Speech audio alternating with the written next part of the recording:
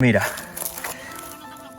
Y aquí puedes ver lo que pasa con el plástico cuando termina en los ecosistemas. Esto que ves aquí, que seguramente sea un polietileno de alta densidad, fíjate, nada más tocarlo se desmenuza en trozos súper pequeños porque ya está bastante fotodegradado, y es que con el sol obviamente se degrada muchísimo y no desaparece por arte de magia, sino que se va rompiendo en pedazos cada vez más pequeños y forman lo que se llaman microplásticos, que es todavía más complejo de recoger que los macroplásticos de gran tamaño. Así que siempre es importantísimo gestionar adecuadamente los residuos y, por supuesto, no abandonarlos a su suerte, porque no se trata solo de limpiar más, sino de ensuciar menos.